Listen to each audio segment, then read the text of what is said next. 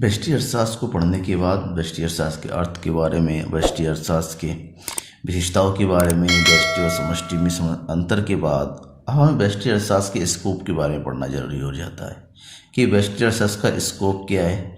साथ ही साथ व्यष्टि अर्थशास्त्र के अंतर्गत कौन कौन सी शाखाओं का, उसकी कौन कौन सी शाखाएँ हैं, उसका अध्ययन करना कंपलसरी हो जाता है। तो आज के वीडियो में मैं आपको व्यष्टि अर्थशास्त्र के क्षेत्र के बारे में और व्यष्टि अर्थशास्त्र के अध्ययन के महत्व के बारे में बताऊंगा।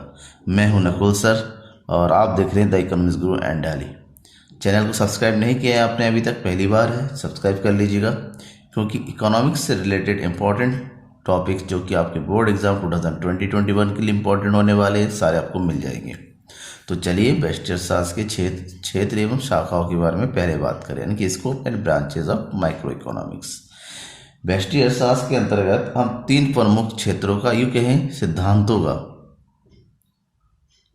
अध्ययन करते हैं, जिसको स्कोप भी कहा जा सकता है, इस पर ब्रांच भी कह सकते हैं या सिद्धांत भी कह सकते हैं। वस्तु कीमत सिद्धांत, प्रोडक्ट प्राइसिंग थ्योरी, साधन कीमत सिद्धांत या फिर दूसरा नाम है इसका वितरण का सिद्धांत, फैक्टर प्राइसिंग थ्योरी, आर्थिक कल्याण का सिद्धांत यानी कि इकोनॉमिक वेलफेयर थ्योरी। 3 सिद्धांतों के बारे में पढ़ते हैं। तो इन 3 सिद्धांतों के अंदर क्या क्या चीज़ है? सबसे पहले है वस्तु कीमत सिद्धांत।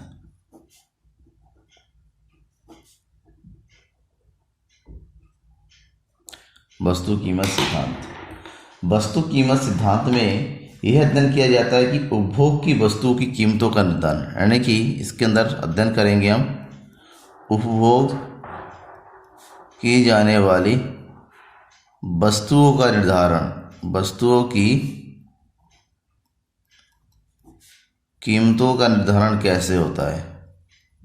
ठीक है, इसके आने वाले चैप्टर में आप पढ़ेंगे किसी भी वस्तु की कीमत का निर्धारण बाजार के अंतर्गत होता है, और बाजार में कीमत का निर्धारण बाजार की जो प्रमुख शक्तियां होती हैं, जो मेन चीज़ होता है, एक है मांग एवं पूर्ति। जहां पर और मांग और पूर्ति आपस में बराबर होता है, वहां पर वस्तु की कीमत का निर्धारण होता है। यानी कि वस्तु कीमत सिद्धांत के अंतर्गत यही पढ़ा जाता है कि वस्तु जो कि उपभोग की वस्तुएं होती हैं, उसकी कीमतों का निर्धारण किस प्रकार से होता है। इसके अंतर्गत मांग और पूर्ति का अध्ययन किया जाता है। मांग यानी कि उपभोक्ता व्यवहार, यानी कि यहाँ पर उपभोक्ता व्यवहार सिद्धांत आ जाता है, उपभोक्ता के व्यवहार का अध्ययन किया जाता है। पूर्ति पक्ष यानी कि उत्पादक व्यवहार का अध्ययन किया जाता है। ठीक है, तो इसके अंतर्गत संपूर्ण बाजार में उपभोक्ता एवं उत्पादक, इनसे संबंधित व्यवहारों का, लागत का एवं खर्चे का, ठीक है ना, लागत एवं व्यय का अध्ययन किया जाता है।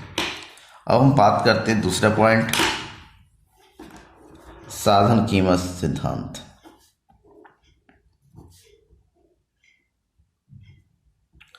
साधन कीमत सिद्धांत, साधन कीमत सिद्धांत का मतलब होता है किसी वस्तु का जो वस्तु के उत्पादन में प्रयोग होने वाले साधनों की कीमत के बारे में अध्ययन किया जाता है। और उत्पादन के होने वाले प्रयोग होने वाले साधन कौन कौन से हैं? जैसे भूमि, पूंजी, मजदूरी, उद्यमी। जो उत्पादन के प्रमुख साधन होते हैं, जिसके माध्यम से उत्पादकों का उत्पादन का निर्धारण होता है, उत्पादन होता है, उसके कीमत का, यानी कि उसकी प्रतिफल का मतलब कैसे? जैसे भूमि को क्या प्रतिफल दे रहा है, भूमि के बदले में दिया जाता है किराया, ठीक है, कैसे निर्धारित होता है। पूंजी के बदले में दिया जाता है ब्याज, कैसे निर्धारित होगा। मजदूरी को दिया जाएगा वेतन और उद्यमी को मिलेगा लाभ। तो इस प्रकार से साधन से रिलेटेड जो कीमत होती है, उसके प्रतिफल किस प्रकार से निर्धारित हो, वो हम व्यष्टि अर्थशास्त्र के अंतर्गत अध्ययन करते हैं। और तीसरा आर्थिक कल्याण सिद्धांत।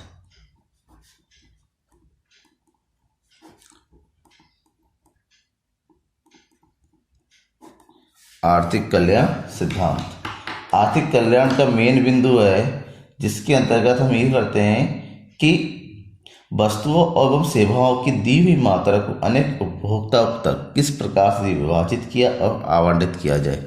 इसका मतलब आर्थिक कल्याण के अंतर्गत हम यहाँ पढ़ेंगे कि संपूर्ण समाज को उत्पादन कैसे वितरित हो ताकि समाज में रहने वाले सभी नागरिकों को समान रूप से उत्पादन प्राप्त हो, वस्तुओं की प्राप्ति हो सके। यानी कि किस तरह से उत्पादनों को बांटा जा सकता है, उसको हम आर्थिक कल्याण सिद्धांत के अंतर्गत पढ़ते हैं। आर्थिक कल्याण का मतलब होता है संपूर्ण समाज का कल्याण होना, यानी कि आर्थिक दृष्टि से जितने भी उनके पास उत्पादक के साधन हैं या फिर वस्तुएं, उपभोग की वस्तुएं, उनका बराबर पहुंच होना जरूरी है। तो इसके अंतर्गत हम जो है उत्पादन किस प्रकार से वितरित हो इसका अध्ययन करते हैं। तो व्यष्टि अर्थशास्त्र के अध्ययन क्षेत्र के बाद जानना जरूरी होता है व्यष्टि अर्थशास्त्र का समाज के लिए या फिर हमारे अर्थव्यवस्था के लिए क्या महत्व है। व्यष्टि अर्थशास्त्र के महत्व को हम दो प्रकार से पढ़ सकते हैं, व्यष्टि अर्थशास्त्र के सैद्धांतिक महत्व और व्यष्टि अर्थशास्त्र के व्यावसायिक महत्व। सबसे पहले हम बात करते हैं सैद्धांतिक महत्व। सैद्धांतिक महत्व व्यष्टि अर्थशास्त्र के, तो अर्थव्यवस्था में कौन कौन से उसके सिद्धांत के अंतर्गत उसके सैद्धांतिक महत्व है, जिसे थ्योरेटिकल बोला जाता है। सबसे पहले है संपूर्ण अर्थव्यवस्था के ज्ञान के लिए आवश्यक। अगर हमें संपूर्ण अर्थव्यवस्था का ज्ञान लेना है तो हमें सबसे पहले सूक्ष्म इकोनॉमिक्स पढ़ना होगा, यानी सूक्ष्म अर्थशास्त्र पढ़ना होगा। क्योंकि जब छोटी चीज़ों के बारे में हम जानेंगे तभी हम बड़ी चीज़ों के बारे में जान पाएंगे, क्योंकि छोटी छोटी चीज़ों से मिलकर ही बड़ी चीज़ें बनती हैं। दैट्स मीन्स अगर आपको समष्टि अर्थशास्त्र के बारे में पढ़ना है तो सबसे पहले आपको व्यष्टि अर्थशास्त्र के बारे में पढ़ना होगा। आर्थिक समस्याओं के निर्णय में सहायक। आर्थिक समझ, जितनी भी समाज में आर्थिक समस्याएं होती हैं, उन समस्याओं को समझने में, किस प्रकार से वो समस्या उत्पादित होती है, उनको किस प्रकार से दूर किया जा सकता है, उसके अंतर्गत उसको समझने के लिए हमें व्यष्टि अर्थशास्त्र का अध्ययन करना या विश्लेषण करना आवश्यक हो जाता है। आर्थिक नीति के निर्धारण में सहायक। आर्थिक नीति, किसी भी अर्थव्यवस्था को चलाने के लिए इकोनॉमिक पॉलिसी होना जरूरी है, और इकोनॉमिक पॉलिसी एक सुचारू रूप से तभी बन सकती हैं जब उस देश के जो व्यष्टि अर्थशास्त्र का हम अध्ययन करेंगे। व्यष्टि, क्योंकि व्यष्टि के अंतर्गत संपूर्ण अर्थव्यवस्था के तो नहीं, उसके अंतर्गत रहने वाले प्रत्येक एक चीज़ों का, सूक्ष्म समस्याओं का, व्यक्तिगत समस्या का अध्ययन करते हैं। ऐसे में आर्थिक नीति बनाते वक्त व्यक्तिगत दृष्टिकोण का ध्यान रखना भी आवश्यक हो जाता है। व्यवहारिक अर्थशास्त्र के ज्ञान में सहायक। अगर हमें व्यवहारिक अर्थशास्त्र के बारे में पढ़ना है, जानना है, तो उसके लिए व्यष्टि अर्थशास्त्र को जानना जरूरी है, क्योंकि व्यष्टि अर्थशास्त्र व्यवहारों का, व्यक्तिगत व्यवहारों का अध्ययन करता है। नेक्स्ट है पूंजीवादी प्रणाली की कार्य प्रणाली में सहायक। पूंजीवादी प्रणाली किस प्रकार से कार्य करती है। पूंजीवादी प्रणाली एक ऐसी प्रणाली होती है जहाँ पर अर्थव्यवस्था के संपूर्ण संसाधनों पर या फिर वस्तुओं पर या उत्पादन प्रक्रिया पर जो है पूंजीवादी निजी व्यक्तियों का अधिकार होता है। तो हम व्यष्टि अर्थशास्त्र के अंतर्गत ही जान पाते हैं कि पूंजीवादी अर्थव्यवस्था किस प्रकार से कार्य होती है, वहाँ पर कीमतों का निर्धारण कैसे होता है, वो लाभ का अर्जन करने की क्षमता जो उनकी होती है वो किस प्रकार से निर्धारित होती है। तो ये सब जो है व्यष्टि अर्थशास्त्र के अध्ययन करके ही हमें पता चलता है। व्यष्टि अर्थशास्त्र का दूसरा महत्व है व्यावसायिक महत्व। व्यावसायिक मतलब व्यावसायिक अर्थशास्त्र के अंतर्गत हम व्यष्टि अर्थशास्त्र को कैसे पढ़ेंगे, कैसे लेंगे।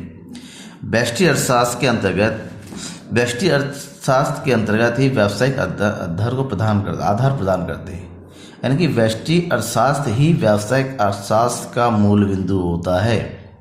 क्योंकि व्यवसाय, आपने पढ़ा होगा व्यष्टि अर्थशास्त्र के अंतर्गत एक फर्म, एक उपभोक्ता, एक बाजार, वस्तुओं की कीमत निर्धारण के बारे में पढ़ते हैं, जो कि सब कुछ व्यावसायिक अर्थशास्त्र का ही भाग होता है जो व्यष्टि अर्थशास्त्र के अंतर्गत पढ़ता है।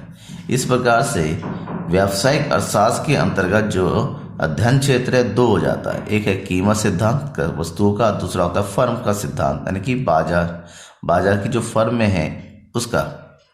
तो दो सिद्धांत आते हैं। इन दोनों सिद्धांतों के अंतर्गत जो प्रमुख बिंदुओं के बारे में पढ़ा जाता है वो इस प्रकार से: मांग का नियम, मांग का लोच, यानी कि मांग का नियम मतलब बाजार में मांग किस प्रकार से होती है, मांग कैसा होता है, बाजार मांग, व्यक्तिगत मांग, मांग में परिवर्तन, उसके अलावा मांग की लोच, आगत एवं लागत धारणाएं किस प्रकार से आगम की जाती है, किस प्रकार से लागत निर्धारित होती हैं, उत्पादन लागत संबंध, उत्पादक में एवं लागत में क्या संबंध है, उत्पादन फलन, दो प्रकार के उत्पादन फलन पड़ते हैं, पैमाने का प्रतिफल एवं एक साधारण प्रतिफल का नियम, कीमत का सिद्धांत निर्धारण किस प्रकार से होता है, मांग और पूर्ति किस बिंदु पर आपस में बराबर होता है, और साथ ही साथ बाजार की दशाएं कौन कौन सी होती हैं, कितने प्रकार की बाजार होती है, उसकी कार्य प्रणाली क्या क्या है, इन सब चीज़ों के बारे में हम जो है व्यष्टि अर्थशास्त्र के अंतर्गत ही अध्ययन करते हैं। Thank you.